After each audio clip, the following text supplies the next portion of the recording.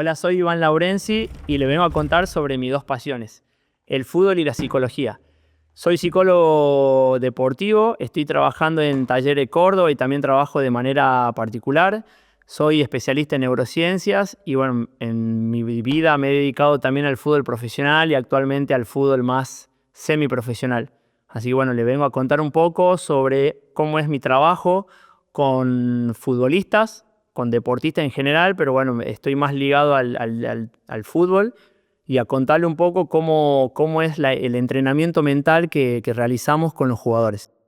Bueno, uno de los dos conceptos con los cuales les quiero contar es la reestructuración cognitiva, que es una técnica proveniente de la terapia cognitivo-conductual y que se utiliza muchísimo en el deporte. Pensar en la parte solamente física, técnica o táctica, nos estamos quedando un poco cortos, por así decirlo, sino también hay que empezar a pensar qué está pasando internamente.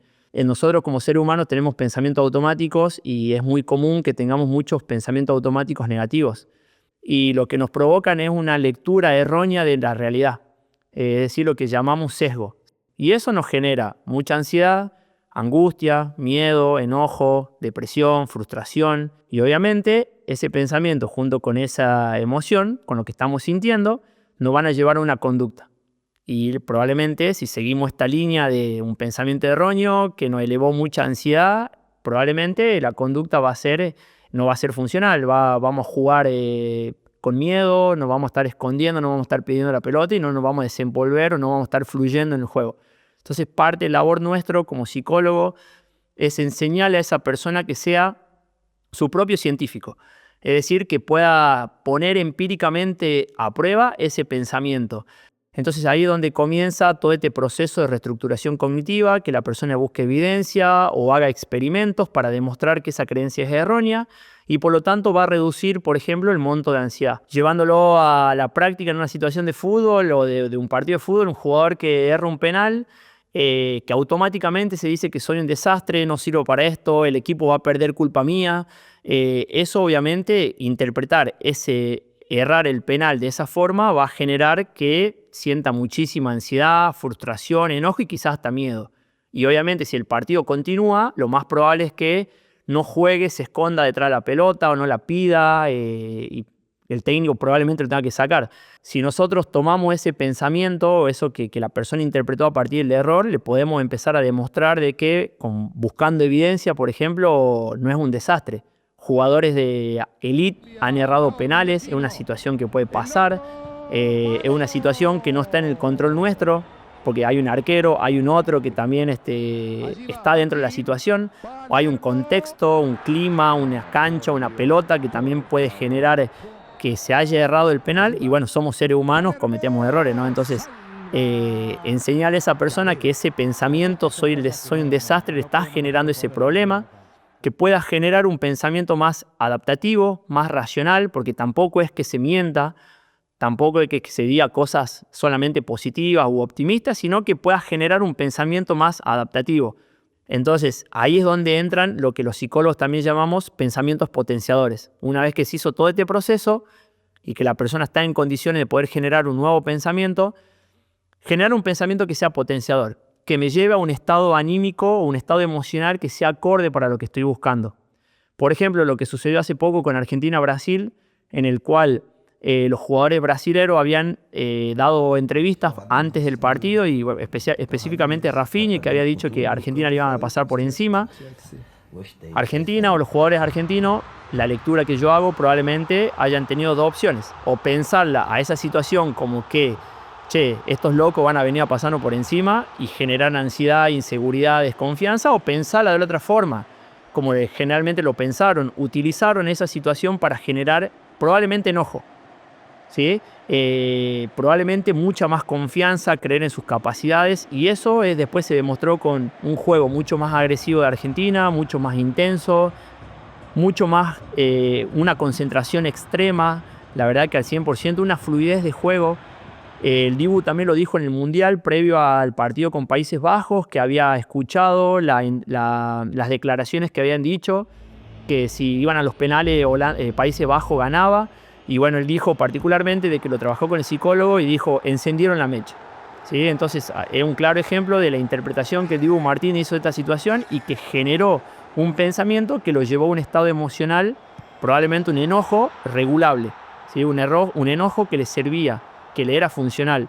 Entonces, muchas veces esto también es parte de un trabajo artesanal, pero es parte de enseñarle al jugador, de enseñarle a la persona que pueda hacer esas interpretaciones de las situaciones que le toca vivir para generar emociones que sean acorde para lo que estamos buscando, ¿sí? Y esto también no es solamente aplicable al deporte, sino en la vida cotidiana. Básicamente, algunas de las estrategias que nosotros utilizamos para ayudar a los jugadores es que, primero, el paso fundamental y principal es que identifiquen ese pensamiento. Después, que puedan observar si ese pensamiento es repetitivo y es relevante. Es decir, que si se da en muchas situaciones y me genera malestar. Una vez identificado, la gran mayoría de las veces ese pensamiento es falso. Entonces lo que hacemos es que esa persona lo ponga a prueba. Probablemente, y lo que sucede muchas veces, es que la persona no encuentra evidencia de que por qué un desastre. Y encuentra evidencia contraria de que le está desmintiendo ese pensamiento. Entonces, una de las técnicas que utilizamos es eso.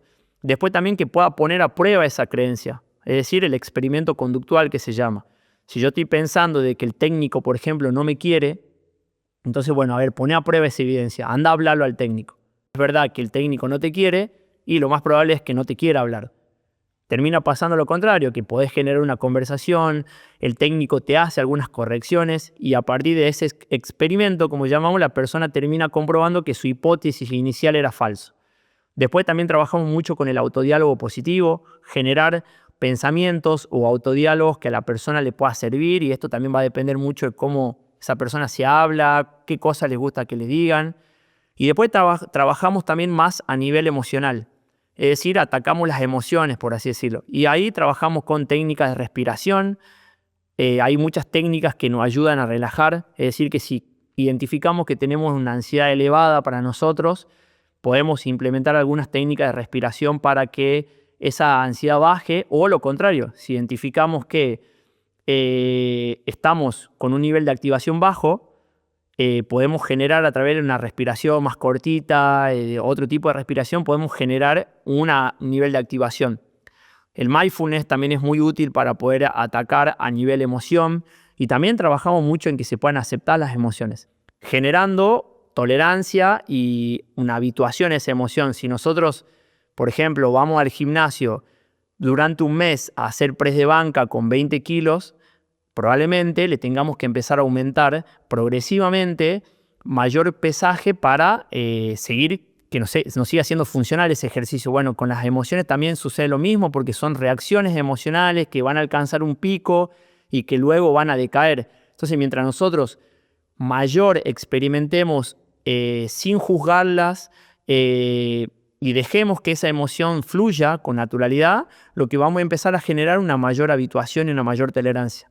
Desde que somos chicos a nosotros nos han criado con que emociones negativas, como el enojo, el miedo o la ansiedad, estaba mal. Y probablemente nuestros padres han buscado protegernos cuando estábamos llorando por miedo o cuando estábamos llorando por tristeza, no han buscado protegernos de esa emoción. Y lo que termina pasando es que se ha generado un mecanismo de defensa ante esa situación, que en este caso es la evitación. Evitar la situación que me genera enojo, por ejemplo, o tristeza.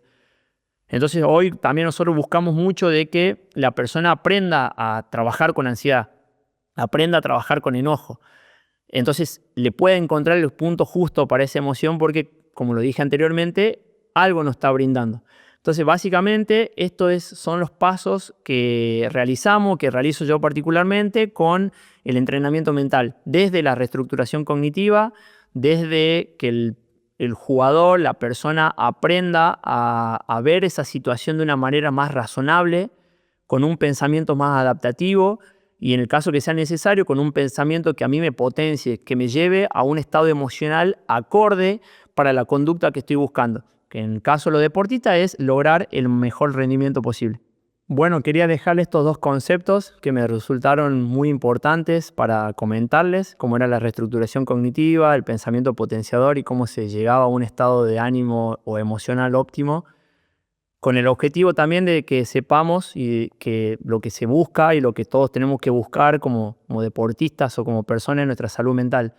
Esa salud mental hablamos de un estado de bienestar. Muchas veces el bienestar también está relacionado con el disfrute. Entonces lo que yo busco como objetivo principal no es solamente que la persona pueda aprender a interpretar de una manera más realista su realidad, sino que pueda empezar a conectarse también con los motivos más profundos que los llevó a realizar esa actividad desde un principio. Si hablamos de un deportista que empezó a jugar desde chiquito, probablemente lo hizo por el disfrute.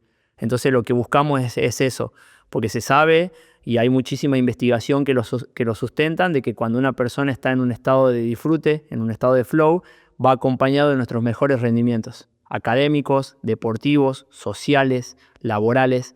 Así que bueno, básicamente esa es la función principal que estamos buscando. Quería que sepan estos conceptos que me parecían muy importantes. Los invito a seguirme en mis redes sociales, en Instagram, Stimulus, con S, y Gmail, ivanlaurenci-7 @gmail, para ponernos en contacto, charlar, debatir, consultar, opinar, lo que crean necesario. Así que muchísimas gracias por su atención y lo espero en la próxima.